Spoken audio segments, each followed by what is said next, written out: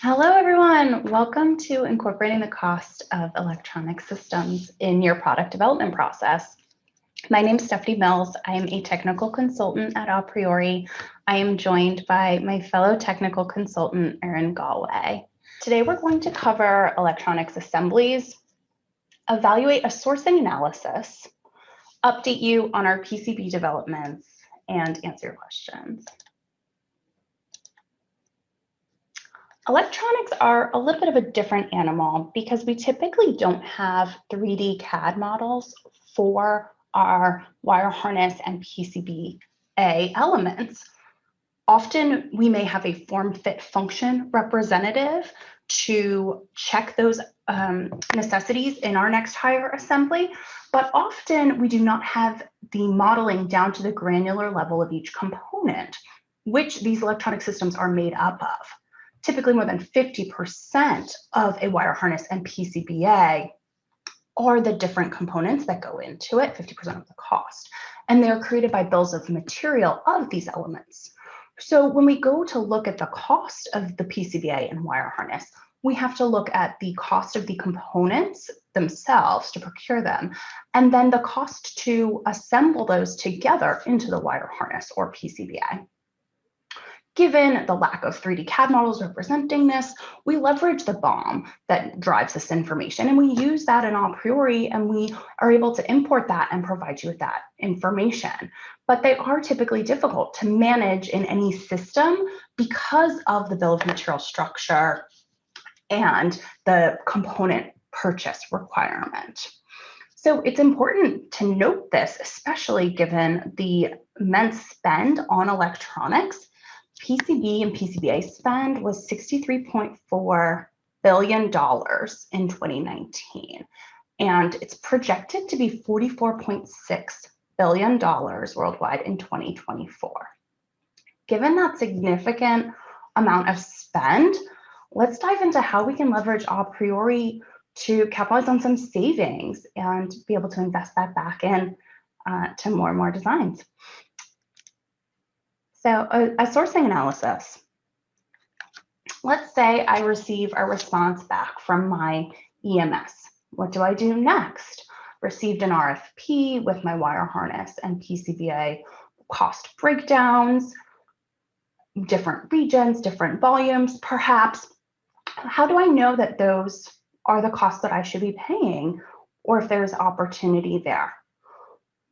Let me go into A Priori and be able to do a deep dive into the PCBA and wire harness for my should cost based on the components that are on the bill of materials.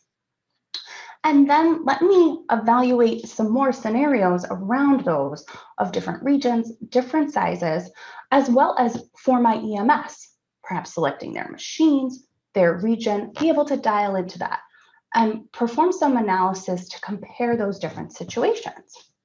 And I can hop on the phone to my EMS or perhaps write an email and have detailed discussions about those differences and cost. And really have the knowledge behind the labor times that my BOM has driven based on my components.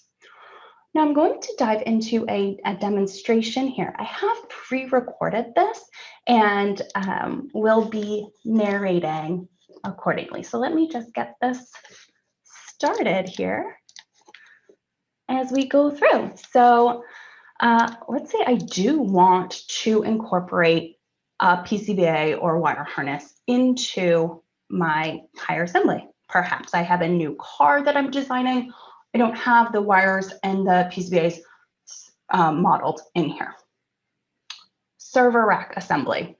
This could be in my electric car or a standalone high-tech element that I need to add in my PCBA and wire harness.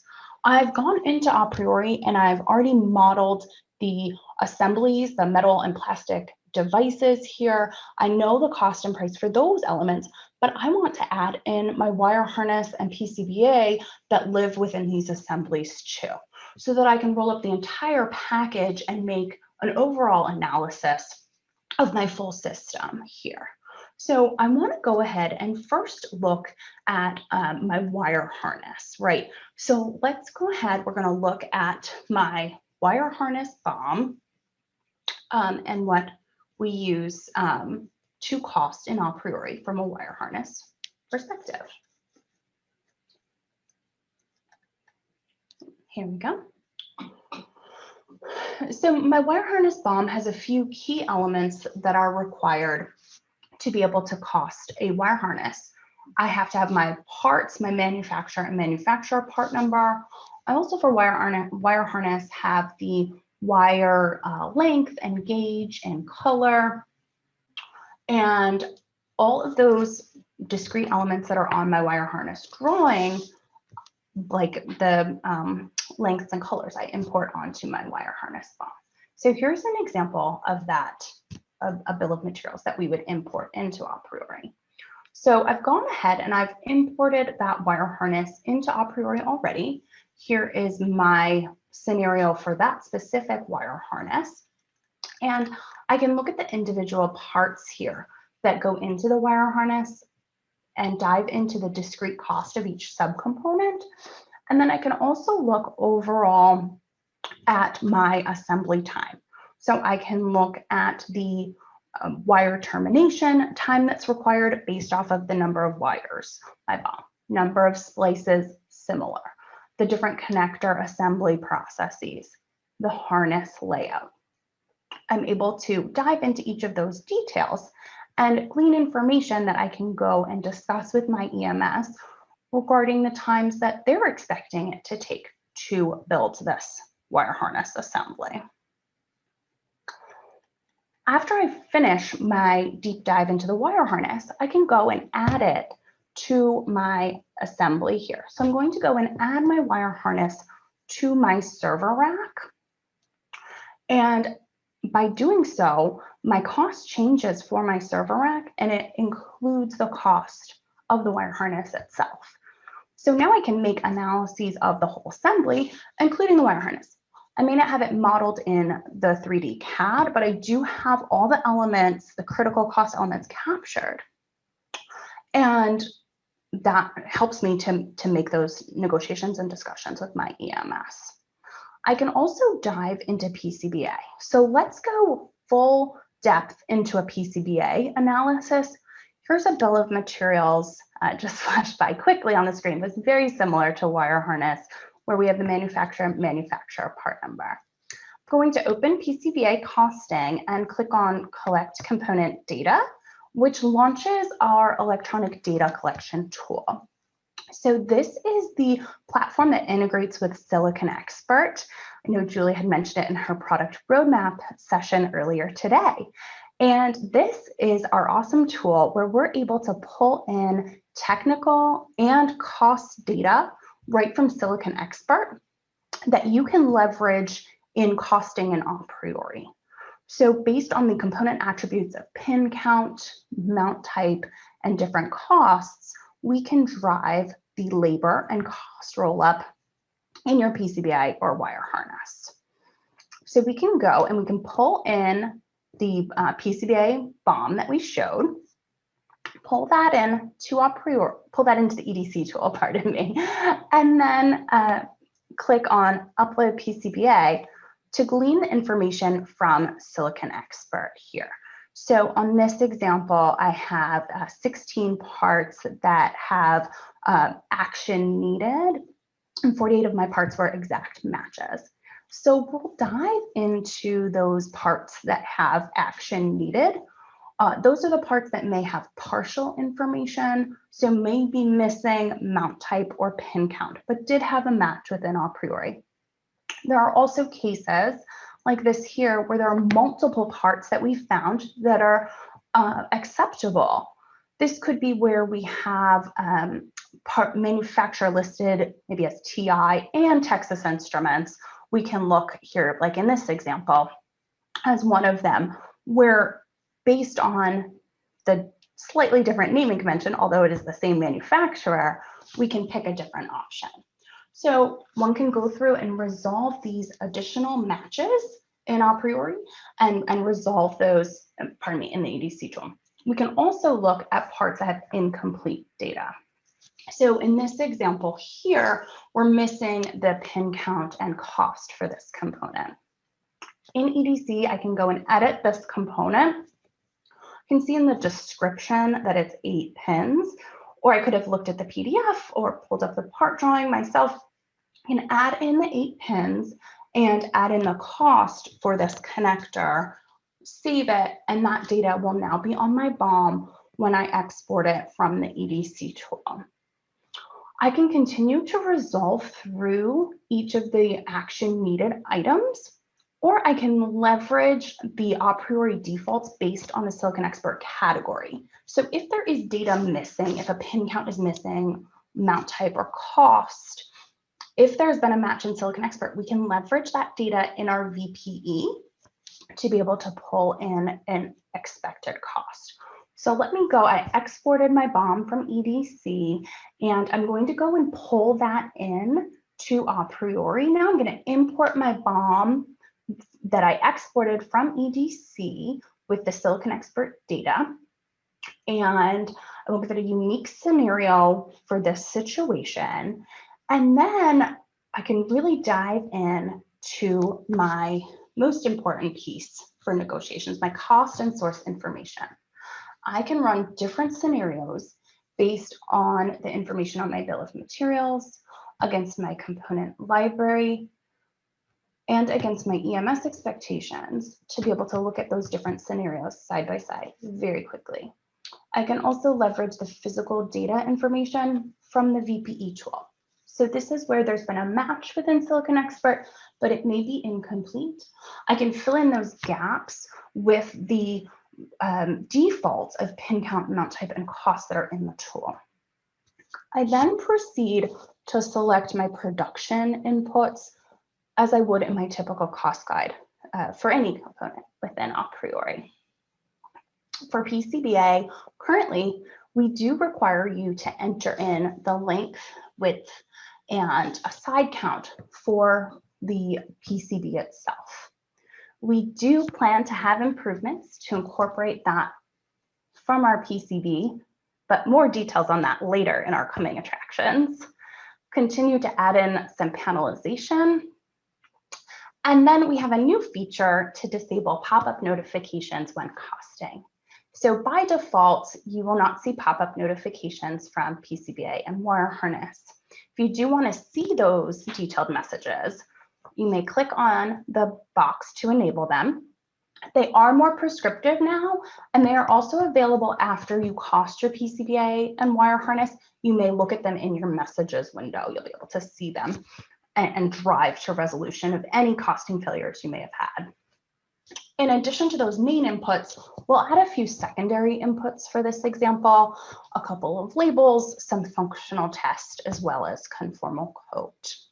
As I go ahead and enter in all of my secondary information that I need, I will click OK and have a priori pull in those inputs. So between my bill of materials and the settings that I've made, a priori is going to pull in those elements and provide me with my PCBA rollup. We should see, similar to wire harness now, a breakdown of my PCBA now that I've imported it in. One of the best elements that I can look at is my component to assembly breakdown.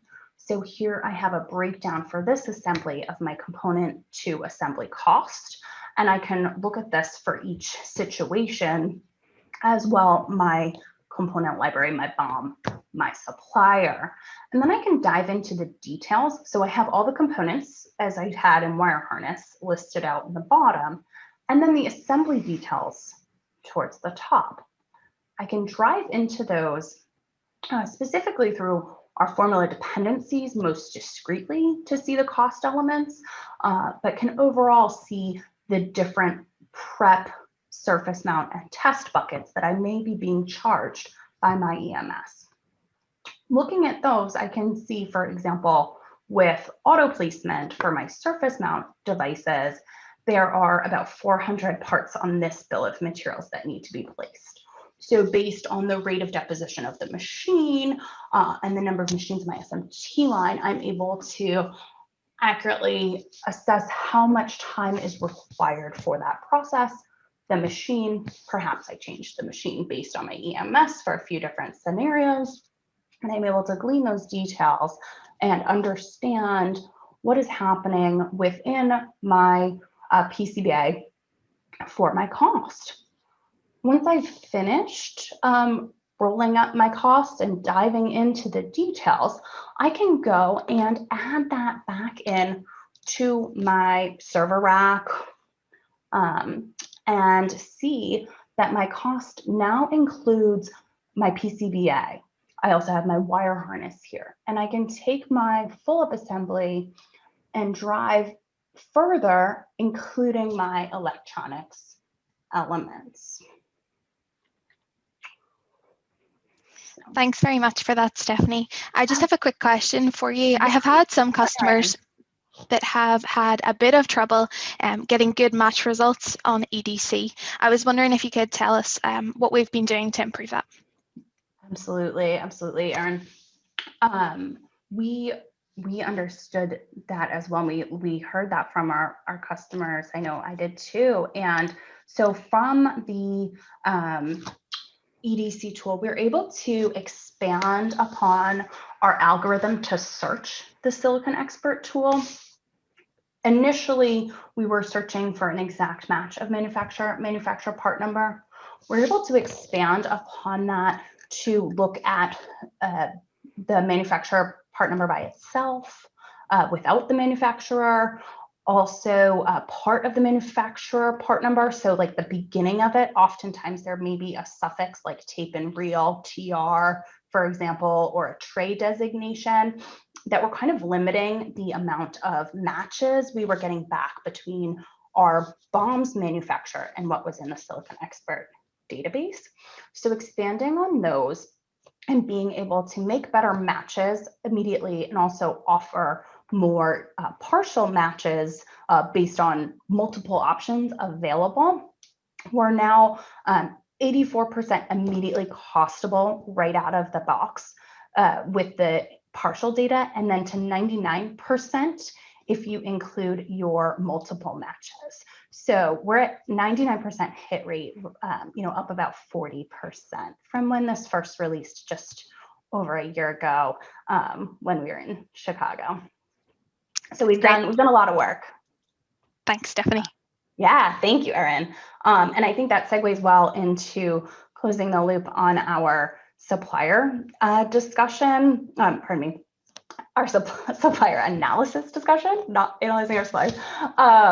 So once we are able to dive into the details of EDC and then leverage visibility into our PCBA and wire harness costs, I expect to be able to investigate different breakpoints. The component cost versus assembly cost, the regional based scenarios, the lot size based scenarios.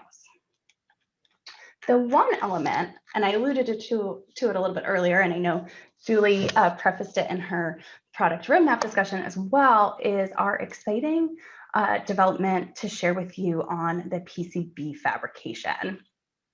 So by far and large, we have listened to you that this is definitely needed beyond entering in just your PCB cost. With that in mind, we reached out to our customer base with a survey this summer, asking you what you would expect to see in a PCB solution, what type of PCBs need to be supported, use cases, and we use that to drive our design for our spring release here, which we are so excited to be working on right now, pulling in and importing Gerber files, as those were resoundingly the most popular form of files that you have for your PCBs, being able to leverage those. We have GCDs that are created off of those Gerber files and estimate the cost of the PCB. We have both design engineers in mind, as well as sourcing based on your feedback. And we're really excited to be able to implement the PCB cost as well as that PCBA cost and wire harness cost that we just spoke to earlier in this presentation.